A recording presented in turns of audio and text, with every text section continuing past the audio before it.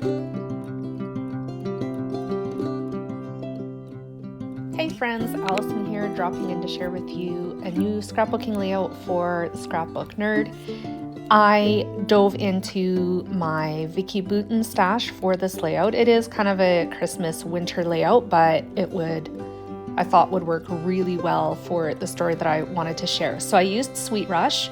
There isn't a lot of this collection left in the shop.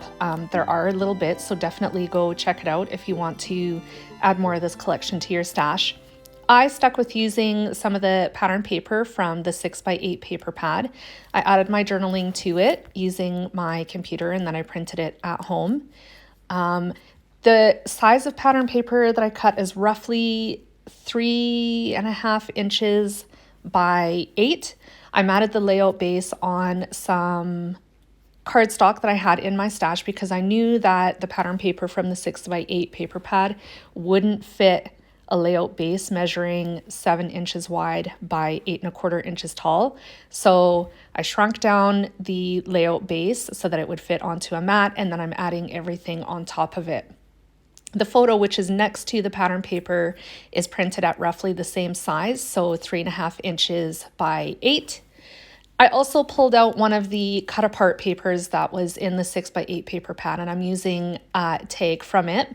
It's going to be adhered to the top part of that pattern paper. Here I'm sitting here thinking, do I want to punch a hole where the hole is in the tag and add twine through it, or just add the twine directly on top of the tag? That's what I ultimately decided to do. But before I do that, I'm going to some of the sticker sheets from Vicky Bouton, not all from the Sweet Rush collection. I think I also used stickers from the Fernwood collection. There is a little bit of that left in the shop as well. I'll leave the link in the description box down below so that you are able to go check it out for yourself. I'm going to use liquid glue on the back of that just to be sure it doesn't fall off in the future. And I'm adding that to the bottom portion of the tag. And on top of that, I'm going to add one of these really pretty foiled stars. I thought about using a heart. I like the star better. So the star is going to be attached with glue on top of the title. And then down at the bottom of the pattern paper panel, I'm adding a couple other chipboard stickers. They both have phrases on them. One of them is multicolor and says something along the lines of friends, family, memories, I think. I can't remember exactly, but you'll see them in the close-ups at the end of this video. And then I pull out another chipboard sticker that says, "Gotta love this." And I thought that was perfect for this story. This layout is about some sugar cookies that my daughter wanted to bake for her last gymnastics class this session. They were thinking about having a class party, and she thought they needed to have some finger foods. So she pulled out one of my sugar cookie recipes and wanted to garnish it with something other than jelly beans. The recipe that I have calls for jelly beans. It's an Easter sugar cookie recipe.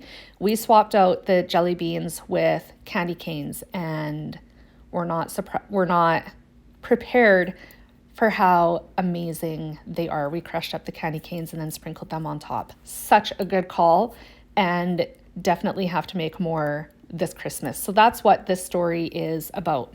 This ribbon that I have right now, I pulled from my stash. I think it's close to my heart. It was green. It worked really well with the color scheme that I had going on.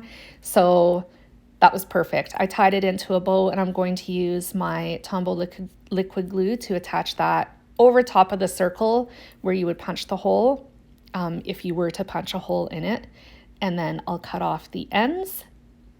And that is it for me. This layout came together really quickly, and I absolutely love how it came out. I did add another chipboard sticker to the center of the photo on the right-hand side of the layout. And I think the phrase on it says something like, "Love it," which also worked really well for this story. So if you have the Sweet Rush collection in your stash, it's fantastic for telling stories about food as well. So a food for thought.